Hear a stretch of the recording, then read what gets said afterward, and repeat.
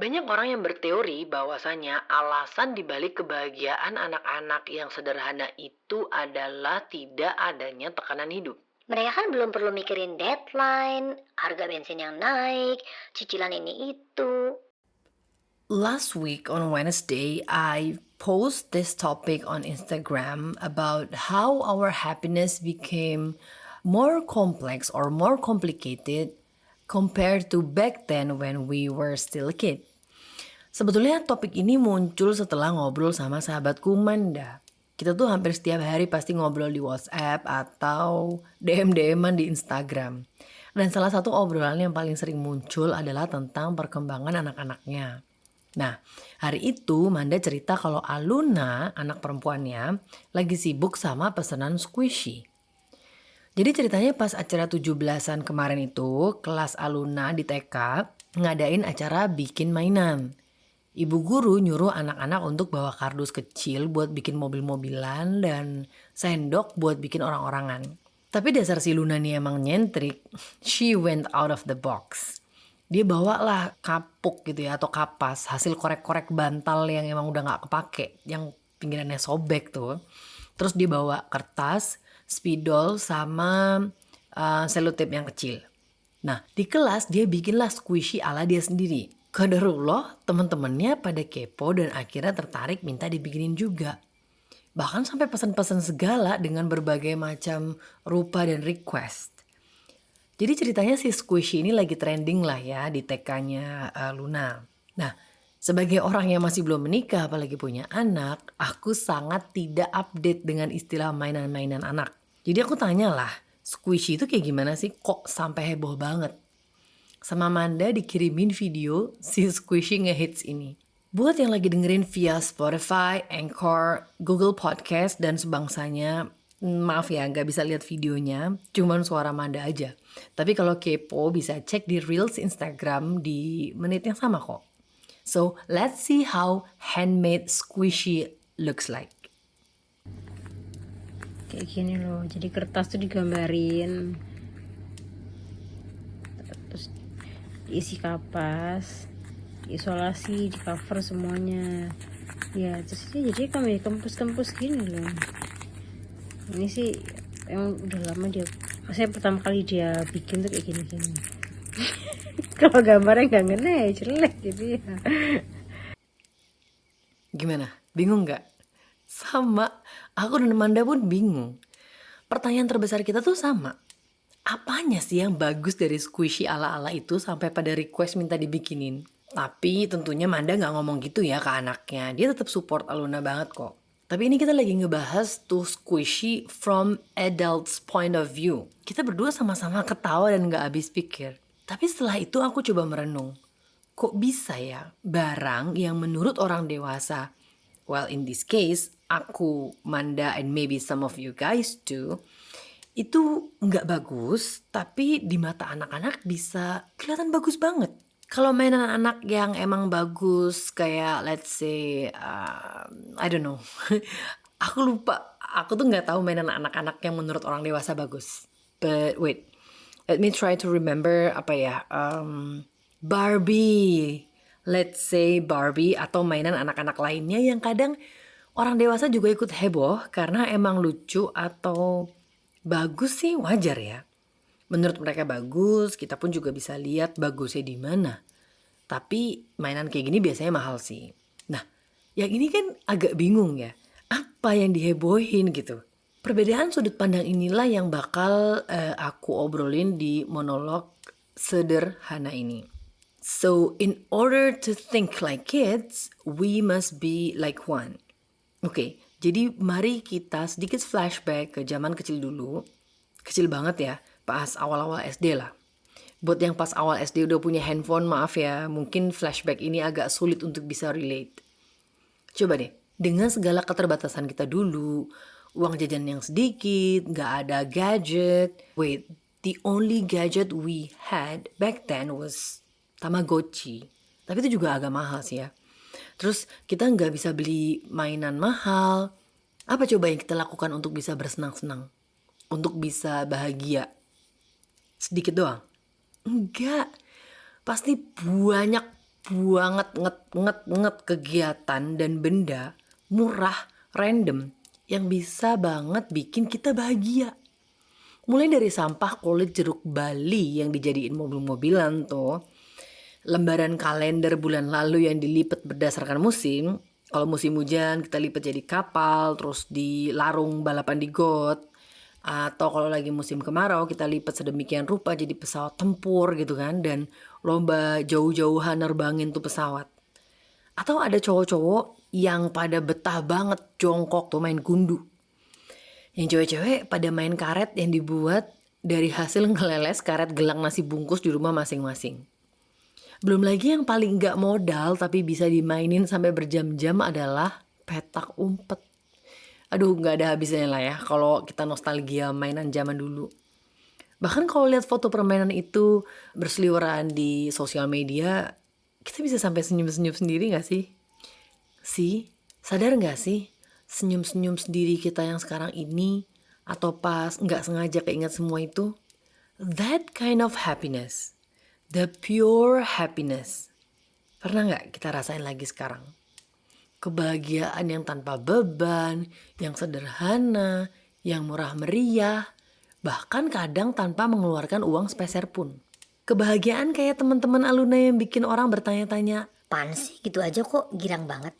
banyak orang yang berteori bahwasanya alasan dibalik kebahagiaan anak-anak yang sederhana itu adalah tidak adanya tekanan hidup.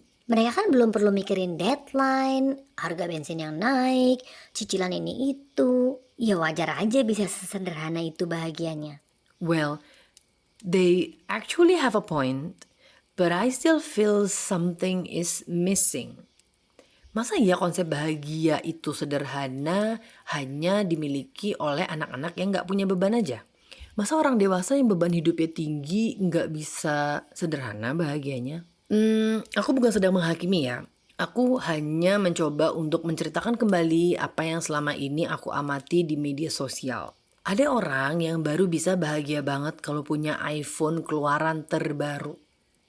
Ada orang yang baru bisa bahagia banget kalau beli tas branded yang kardusnya orange berpita itu. Ada juga orang yang baru bisa bahagia banget kalau healing, jalan-jalan sebulan 2 kali gitu. Ada orang yang baru bisa bahagia banget kalau koleksi make up yang lagi trending. Yang akhirnya semua itu berujung pada cicilan sana-sini yang menggunung dan barang-barang yang gak dipakai lagi karena bosen atau trennya udah lewat. Sejak kapan sih kebahagiaan kita itu jadi complicated? Ini kan pertanyaan terbesarnya. Then I realized something that my lecturer told me years ago in one of our discussion about brands and advertising in general. Yang bikin bahagia kita itu sederhana atau complicated bukanlah perbedaan beban atau tekanan hidup. Bukanlah perbedaan umur. It's social media and or society. Sadar nggak bagaimana dua hal itu berpengaruh besar dalam menentukan kebahagiaan kita? Secara nggak langsung, ads atau advertisement mendikte kita tentang definisi kebahagiaan. Coba kita lihat yang simpel aja deh. Iklan yang sering kita lihat di TV atau sekarang yang beredar di YouTube juga, di Instagram sponsor juga gitu ya. Semua tuh dibikin dengan warna-warna, intonasi suara, musik, pernak-pernik lucu, dan narasi yang emang bikin kita bahagia. Bahkan rokok sekalipun tuh coba perhatiin deh. Iklannya bakal dikemas untuk membuat kita bahagia liatnya. Atau setidaknya terhibur deh. Nggak ada kan iklan yang sengaja dibikin dengan tujuan untuk membuat penontonnya jadi sedih atau depresi. Ya nggak akan laku dong barangnya. Coba lihat juga para endorser, baik selebgram ataupun YouTuber. Kalau paid promote suatu barang, pasti mereka bakal yang super excited, happy banget. Sampai kita aja yang belum megang, apalagi nyobain itu barang, bisa ikut excited dan senang juga. Kalau tadi adalah beberapa contoh bagaimana society melalui iklan menanamkan kebahagiaan versi mereka ke dalam pikiran kita, sekarang aku bakal kasih contoh bagaimana society melalui media sosial mendefinisikan kebahagiaan versi mereka ke dalam pikiran kita. Relationship trends misalnya. Tren-tren seberapa romantisnya suami lo, seberapa pekanya pacar lo, seberapa asiknya pernikahan lo, yang ada di TikTok itu. Ya, you know lah, those kinds of trends. Kelihatannya sih kayak harmless ya. Buat lucu-lucuan ikut Nah, apa yang terjadi kalau ternyata suami kita atau pasangan kita itu nggak sepeka, nggak seperhatian, atau nggak seromantis yang ada di tren-tren itu? Apa nggak jadi kebawa pikiran tuh? Aduh, suami gue kok gini banget ya? Yang tadinya kita bersyukur punya suami kayak gitu, akhirnya jadi ngerasa kayak, Oh iya ya, suami gue kurang gitu. dan itu tuh bakalan membawa kepada overthinking. Ingat nggak monolog kita overthinking kemarin? Apaan sih lu nya? Hidup kok kaku amat, itu kan cuma hiburan. Buktinya lu juga masih pakai medsos kan? Iya, makanya di awal tadi aku bilang, I'm in no way of judging anyone. Karena aku dulu juga pernah keikut arus kayak gitu. Padahal dosenku udah pernah ngingetin ini sebelumnya. Bahagia aku pernah dibeli tas-tas lucu walaupun cuma yang murah-murah. Aku juga pernah zaman kuliah ngerasa bakalan bahagia banget kalau bisa ganti Nokia keluaran terbaru. Aku juga pernah heboh keluar masuk Watson dan Guardian, berburu make up yang lagi hits karena sold out di mana-mana. Dan kalau udah dapet tuh bisa yang puas dan bahagia banget gitu. Aku juga dulu pernah ngerasa harus healing minimal sebulan sekali ganti suasana. Dan kalau udah sampai tujuan langsung beda banget moodnya. Jadi bahagia. Aku juga dulu pernah ngerasa kayak, wah pasti bahagia banget ya kalau sebelum umur 30 tahun gue udah nikah. Menjalani hidup sama the love of my life dan punya anak. Sekitar setahun sebelum COVID, aku sama ibu bebersih lemari. Di situ aku sadar betapa banyaknya tas-tas lucu yang aku beli dan jarang aku pakai. Bahkan ada yang udah mulai berjamur.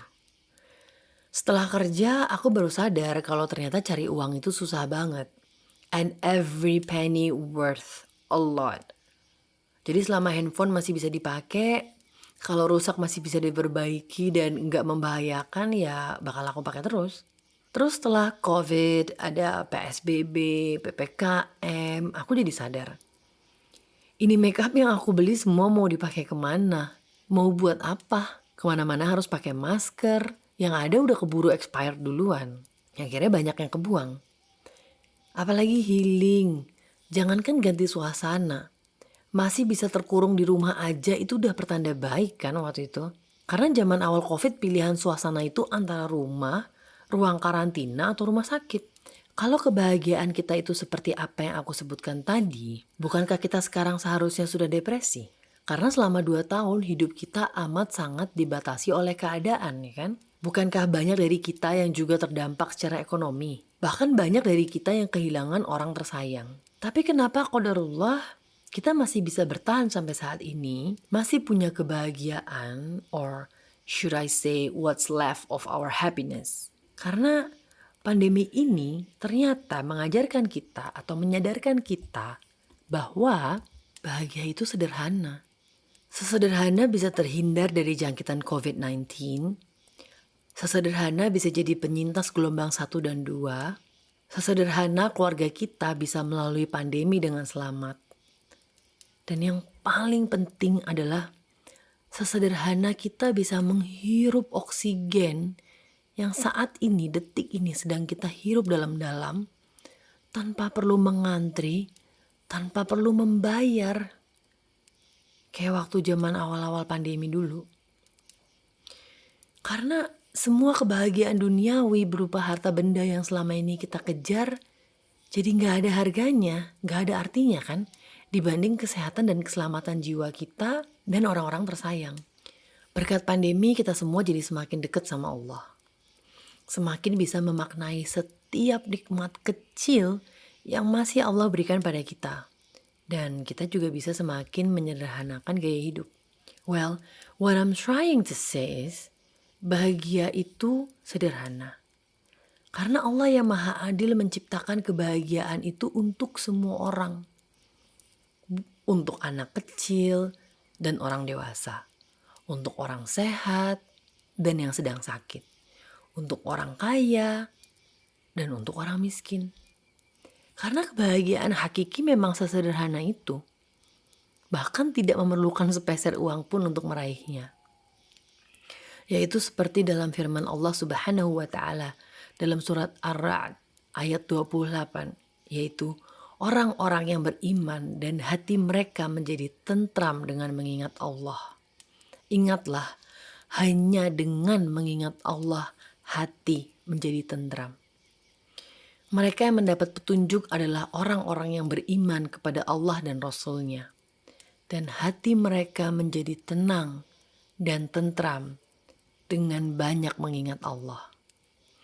Dan semua itu sudah kita lalui bersama selama pandemi ini kan. Ketakutan akan kematian mau tidak mau membawa kita pada Allah. Setelah semua ikhtiar dikerjakan, doa jualah yang menjadi kekuatan terbesar dalam melalui ujian kemarin. Bukan berarti kita harus berhenti membeli handphone, tas mahal, make up, traveling, atau berhenti menggunakan media sosial. Jika memang Allah berikan kelapangan rezeki, ya silakan membeli itu semua.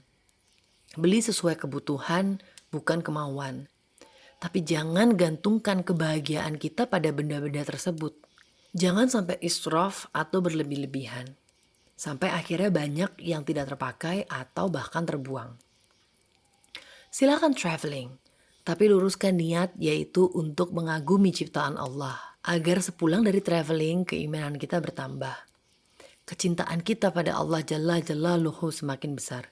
Jangan sampai tujuan traveling kita hanya untuk melepas penat dengan mengunjungi tempat-tempat yang menyelisih syariat atau bahkan dengan melakukan hal-hal yang dilarang oleh syariat. Karena mau sebanyak apapun barang yang kita beli, sejauh apapun tempat yang kita tuju, kalau itu semua tanpa diiringi dengan niat untuk menggapai ridho Allah, hanya akan memberi kita kebahagiaan yang sementara atau semu. Ketika kembali ke kehidupan nyata, semua kebahagiaan itu akan hilang dan kita akan kembali dengan kesumpekan, dengan bad mood, dengan anxiety yang sama. Silakan tetap menggunakan media sosial tapi batasi memfollow orang-orang yang tidak bisa membawa manfaat pada akhirat kita. Orang-orang yang tidak bisa mengingatkan kita dalam kebaikan, orang-orang yang justru dengan postingannya malah membuat kita kufur dengan nikmat yang telah Allah berikan saat ini. Orang-orang yang mendefinisikan kebahagiaan tanpa berdasarkan pada Al-Quran dan hadis. Aku bukan sedang menggurui, tapi aku sedang mengingatkan diriku sendiri. Karena aku dulu pun pernah mengejar semua kebahagiaan itu tadi. Bekerja hanya untuk membeli hal-hal yang aku pikir bisa membuat aku sangat bahagia. Mengikuti alur society karena aku pikir itulah definisi kebahagiaan sesungguhnya. Tapi ternyata aku salah besar. Dan aku sangat berharap monolog ini bisa membantu siapapun yang mendengarnya agar tidak menghabiskan waktu, tenaga, dan uang hanya untuk menjalani kesalahan yang pernah aku lakukan dulu. And this monologue also serve as a self-reminder for me in the future, insyaAllah.